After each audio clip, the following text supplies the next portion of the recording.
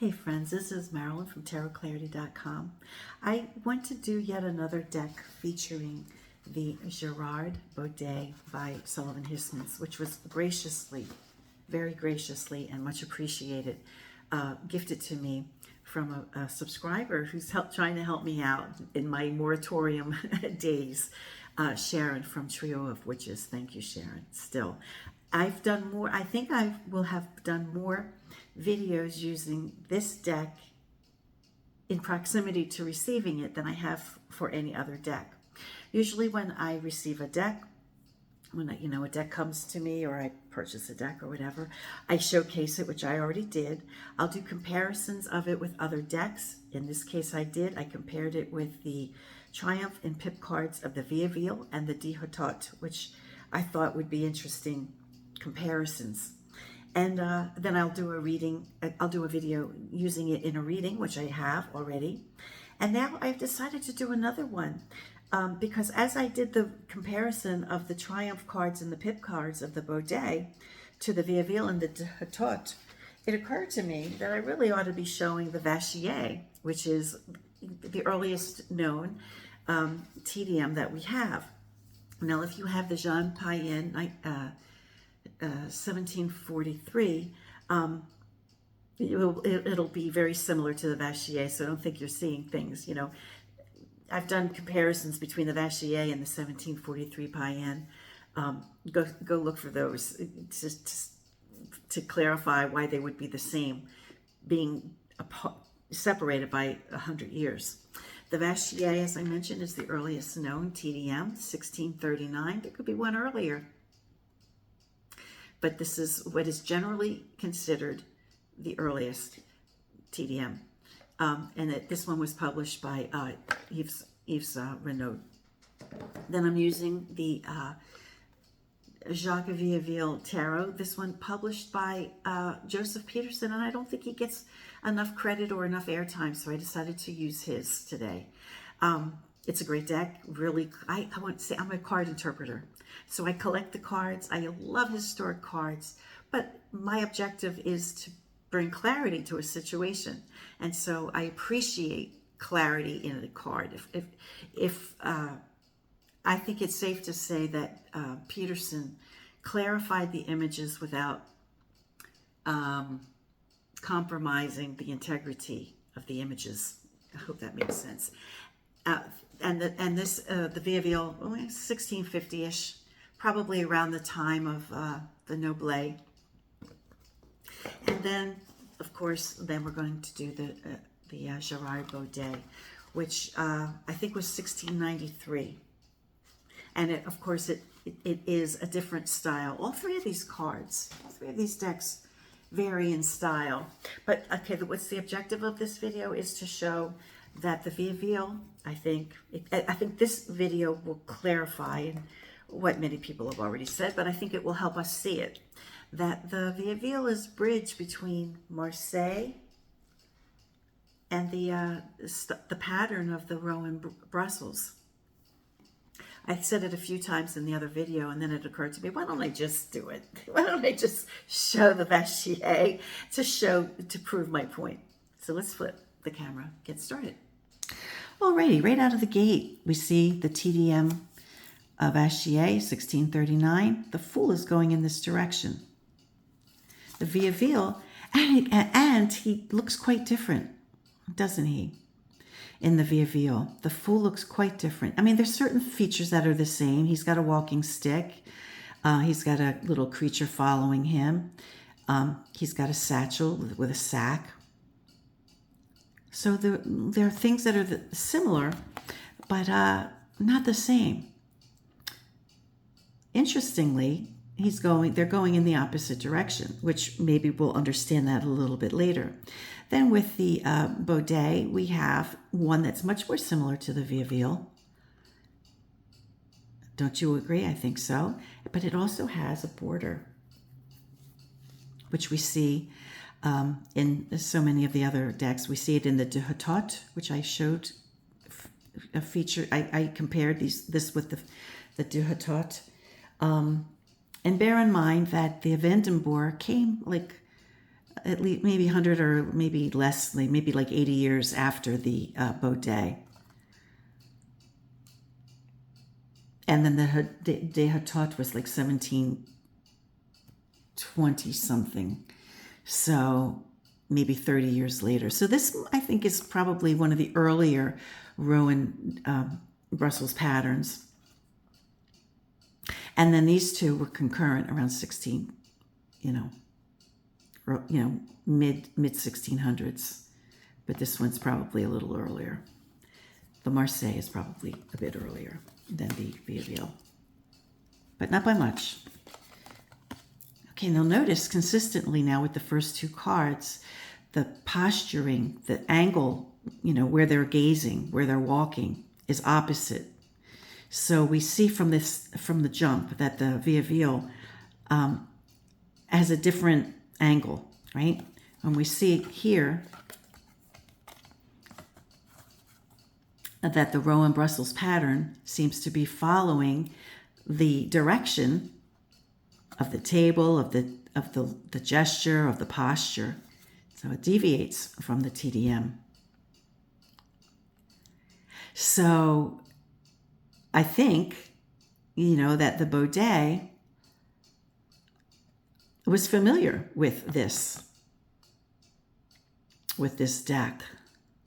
And that this deck was probably familiar with this deck, but they flipped, right? The images are flipped.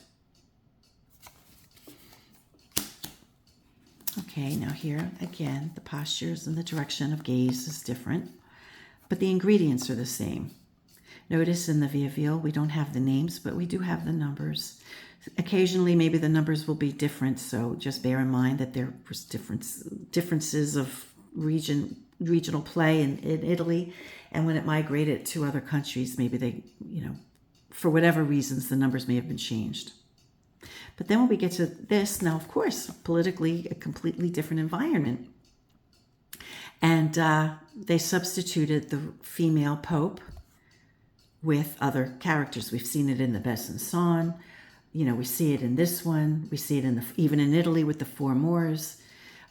So there's a deviation. You would not, as I've discussed this in other videos, you would not interpret the Spanish captain or the French captain in the same way that you would understand the female pope. So it's a completely different thing, and I've discussed it in other videos. So we have a deviation, but it's not because they weren't familiar with these decks. It was because they were familiar with these decks, and they decided to change it. However, our Empress is the same. Now look, this Empress is looking forward, but now look, see, this is different in a different place. So again, the Viéville has a switch, which the Rowan Brussels of Bodet acknowledges, and they give us the forward gaze, like we do here. We don't have the forward gaze in the Vachier. She's looking in that direction. Her staff and her globe are tilted in that direction. These are different. Interestingly, though, in all three decks, the armchair or the wings, whatever it is, are wonky, particularly on the left side, which is interesting, especially if this was a flip.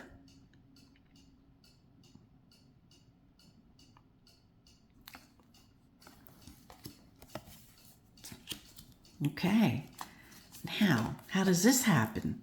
How does the emperor not get flipped? Very similar. Even the little eagles, the little chicken-like eagles, or they're not chicken-like, but they're scrawny little eagles. They're sort of similar. They're all scrawny.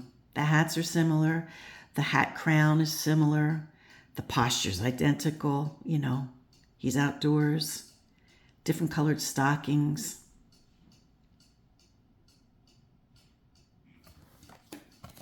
Again, with the fifth card, like the second card, we have a different feature here. It's not because they didn't know about the Pope. So it's not because they didn't know about the Pope. It's because they did. And so they had a reaction and they decided to change this card. So I'll skip that for here. But these two. Kind of, yeah, no, it didn't flip. We don't have a flip here. Look at the beautiful face in the Pope here. Isn't that lovely? He looks like a world-weary man. He looks like a good man. If I were to judge this Pope, I'd think, wow, this is a man of God. You know, you don't often see that in the faces of every Pope in a tarot deck. He looks world-weary, doesn't he? We have different, you know, we have the triple tier. We don't have that. We have more like a bishop's, I think that's a bishop's, you know, bishop's hat, but he is holding the staff, which is similarly formed. Here we have columns, but here we have the back of the columns in the back of the chair. Here we have the stigmata either on his hands or the back of gloves. We don't have them here. And in both we have the acolytes with their tonsured heads, and this one with a pilgrim's hat. So they're holy men, or I'm sure they would have been men in those days. Here we don't have the tonsured heads, do we? We just have prayerful individuals seeking the audience or the blessing. He is giving a blessing. So they're seeking the blessing or the audience of the Pope. The Lover. Okay, again, we're back to the mix, the switch, right? And then these two are more similar. And there's deviation here. Not only is there like a switch, but the cast of characters don't quite look the same between the Vachier and the Viéville. And there's far more similar between the Viéville and the Bodet. So the Bodet is like, you know, I don't know if it is the earliest one that we have of the Rowan Brussels. I you know, somebody please tell me if it is or isn't. I think it's an early one. I think it's definitely an early one. I have two more, as I mentioned. I have the Vandenboer, and then I have the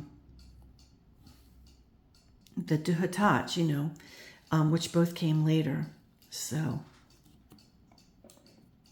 okay, now, okay, we have a difference in numbering. So the Viéville deviated. They gave 7 to Justice, and they gave 8. Yeah, they gave 8 to the Chariot, but I'm just, for convenience sake, I'm just putting them together. So we still see the scalloped edge of the TDM1, of the early Vachier, TDM1. We still see that in the Viéville, so there's an awareness.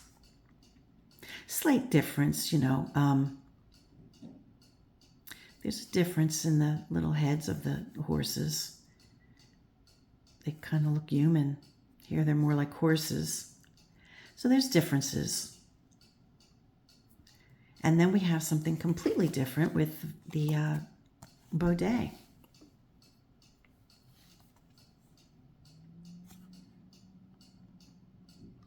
So the Bodet does its own thing with the Chariot.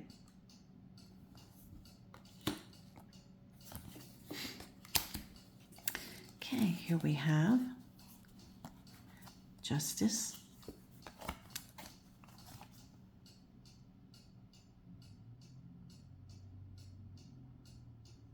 And each one of them is slightly different. Again, these two are, you know, the sword is in the other hand. They're in the same hand here, as are the scales. And so the scales of Justice are in the opposite hand here. They all have this thing on the hat.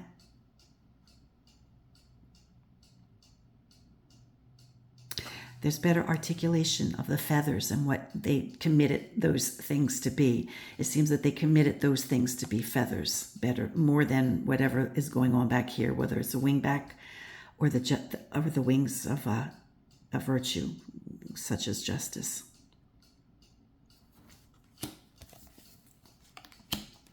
Oh, I should have shown the backs. My apologies.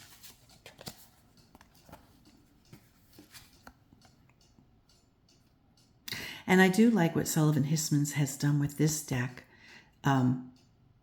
where he aged the corners. And each one of these backs is different. They're not identical. Each one is a little different.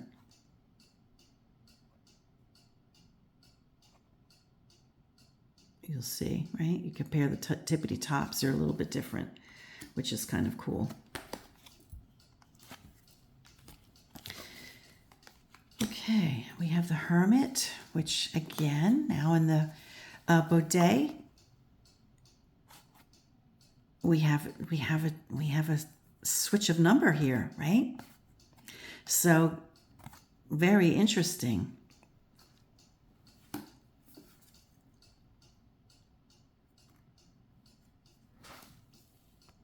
So I just put fortitude so they're all in the same place. But in the Viéville, the fortitude is 9. Here we have 11, and here we have 11. So I should have put the fortitude. I should have changed the fortitude rather than the others. But again, these two in the same direction, and these two with the same number. I'm so curious. That's so wonky. So fortitude is 9 in the Viéville. And we have 11 for the Vachier and the Bodet. In the latter two, we have very similar image. Person looking in the same direction.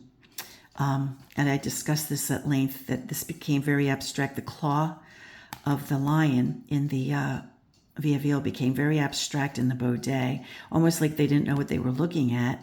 And as the lion's face, I mean, is that the lion's eye? This is such a strange looking lion. It's so cool, right? Whereas the early Vachier, you know, is one of the first TDMs. They knew it was a lion, you know, and it's a bit more eloquent, you know, because they get like, as something moves, you know, and people try to understand what they're looking at.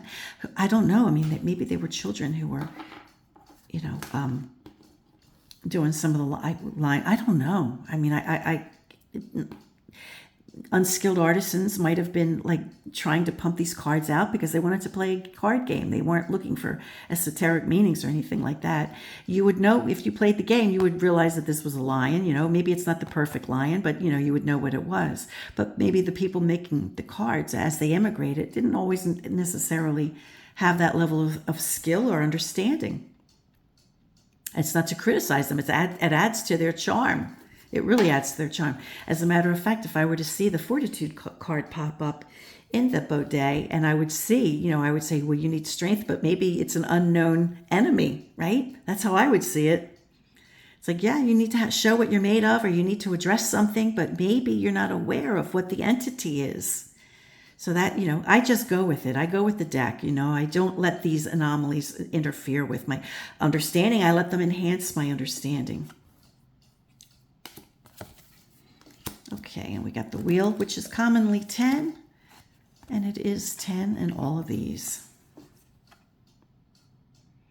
And interestingly, the Viéville and the Bodet, the wheel turns in the same direction, and they have the similar confusion, right, of what's going on in the wheel. But again, this one looks like it's, you know, a flip opposite of what's going on over here.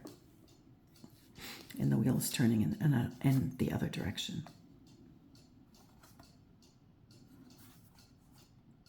The Viéville has no names. I haven't paused to see how the names have differed between the Vachier and the Bodet, but let's take a look on a few random ones. Oh, I got this card in the wrong spot. Okay, so now the Hermit, which the Vachier has as 9. But in the Viéville, maybe because of a flip of the plates, we have it as 11. Okay, I got to figure out what happened to the, let me find it. Oh my gosh, I had to go through to find the hermit. It's a long story, never mind. Okay, so here we have the Vachier. We have it as a number 9 for the hermit. He's going this way, and we probably have what is a lantern. So remember, in Italy, it was a hourglass. If this is the earliest TDM that we are aware of, it does seem like it's changed. Now, it could be something of unknown. Maybe they didn't know quite what it was. I mean, I wouldn't look at that and say, wow, that's a lantern. But neither would I look at it and say, wow, that's an hourglass. We have the same name, L'ermite. Okay. But, okay, now look. Here, not only is the Viéville looking in a different direction, they maybe didn't understand what was going on over there either. So they appear to have it that he's holding his cloak and he's covering, maybe like Count Dracula holding the cloak up a little bit. And that I always perceived that this was the edge of the cloak. But in some decks, it looks like he's holding up his cloak and he's also using a staff to walk. But why would the staff look like a hockey puck, right? Why would we have that? So obviously these two guys, these two were familiar with one another. We have the difference in the number, right? But, okay, here's another case in point that I think that, when I say that I really think that the Viéville was like switched back, just printed backwards. People will disagree with me. But by the Hotot, they realized it was number 9. So even if they copied the image from the Viéville, they corrected. They adjusted the number. But we still have some confusion. Wow, that is so interesting. So there's no confusion here. He's got a walking stick. But here, is he holding his cape up or is he holding his cape and his lantern? Here, I don't see a lantern in these.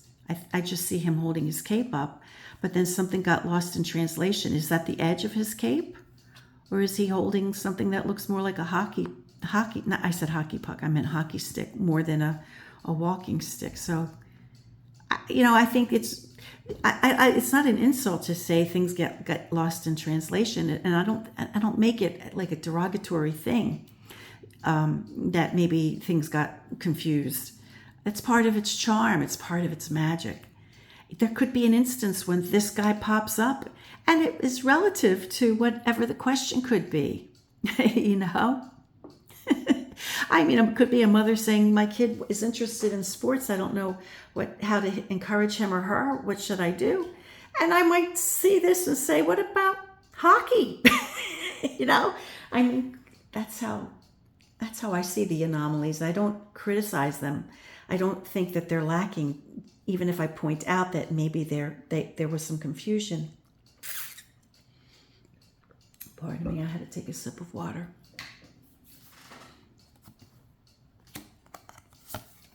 Again, we have a little confusion with the hanged one, right? We have, now here, there's no number like this. That's not how the number would have been written. So clearly it should have been 12. Here it's 12, but the image is upside down. Here it's 12 and the image is upside down. So they didn't make adjustments. Now, I've made this case before in other videos that I think the image is printed first or separately, and then the frame with the name and the number is printed on top. So somebody came along here and printed the pendu, and they got it right in that direction if we assume it's a hanged man. But then when they printed the lettering and the number, well, pendu is written properly, so why wouldn't the number be? That's a curiosity. But 8 would never have been written like that. 8 would have been V111. So, yeah, that's curious, isn't it? Here we have the number right. Here we have the number right. No name, but we have the name right, but we have the image upside down. But in all three, we do have the fingers behind the shoulders. We have in these two, the curious tree or whatever the gallows is supposed to be, because maybe they didn't realize it was a gallows. Maybe they thought it was trees and that he's walking. Well, this is why I think the occultist made a case that he was walking among the trees or in a garden or in a forest and came upon a snake. I mean, there's a lot about that. So, and then he's got the hands of surprise for some unknown reason, which are being expressed behind his back, which doesn't make much sense. But here, with the early TDM, we do get a sense that he's hanging from a real gallows, and there's no snake. It's just that, some confusion with the number. So interesting, man. Okay, here we have death.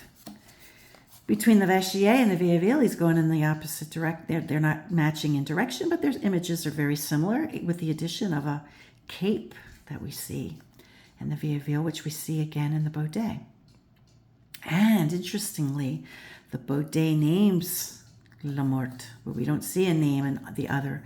And traditionally, in some decks, the name La Morte is not named, right? It's just all they have is the number and the image. Now we have the TDM Temperance,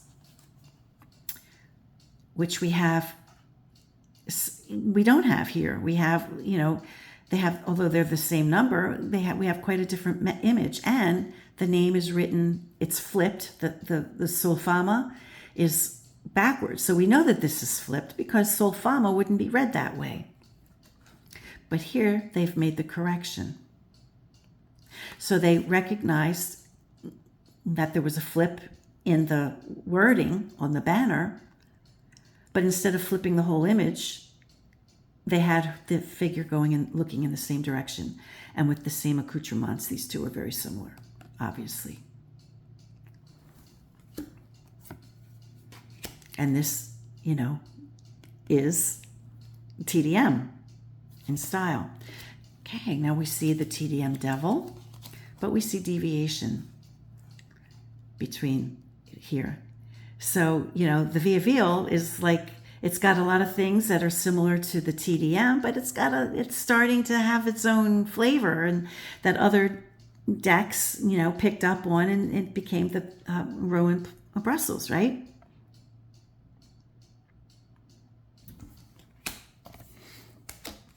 So we have the TDM tower, but then we have the tree. Now, someone commented that it might be a reference to the a burning bush of Moses. Now, that could be true. Who knows? I don't see that as a bush. I see it as a tree. And we don't see the lightning, but we have the name. By the time we have the Bodet, we have Le Foudre, right? We don't have a name in the Viéville. And of course, in the TDM, we have the Tower of God. But it further enhances the idea that the idea for this card wasn't necessarily a tower, but the lightning. In the earliest Italian decks, we have lightning hitting. Well, we don't have the tower in the earliest known Italian decks, but by 1500 we did. And it's an indication that lightning was striking towers. But it wasn't the concept of the tower so much as it was, I'm convinced, as it was something coming from the divine, the skies. I say it every time. Okay, we have the TDM star card, which, obviously is taken from the constellation of Aquarius. But remember, the concept of each of the cards was what mattered. How you portrayed it is a different matter. The idea is the star. So here, the TDM, the French decided, that it would be portrayed this way. The Italian cards were just a star in many cases. Here we have an astrologer in the Rowan Brussels pattern. So the Viéville, by how many years difference? 40 years later, went with a different image, which the Bodet picked up on.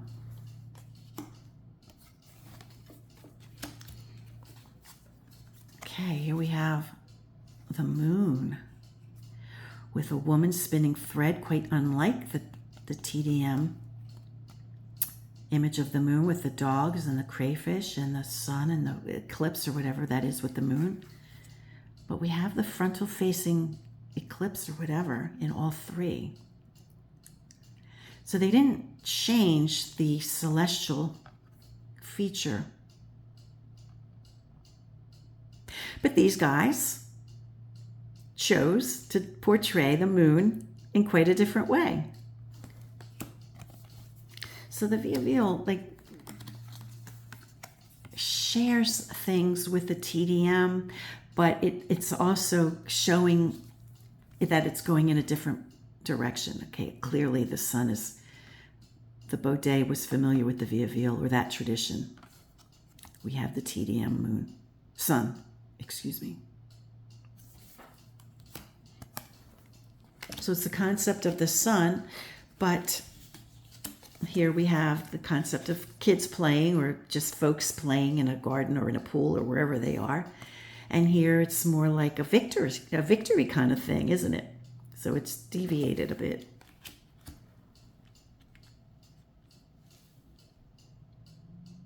It used to be that the star card, for many years, up until recent years, that the star card was my favorite card. But I think that the judgment card has now quickly become my favorite card in the tarot deck. Because there's so many opportunities where it looks so beautiful. So in all three, they clearly are very similar. An angel from the cloud. The clouds might be ruffled, or they may be starbursts, or they may, these two are obviously similar to one another. They all three have a banner, a horn, and they all three have three individuals on Earth. Very similar.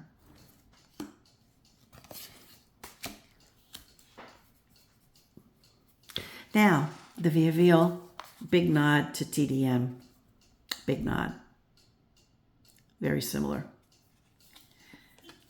But we have a difference here. I love it. I love this world card.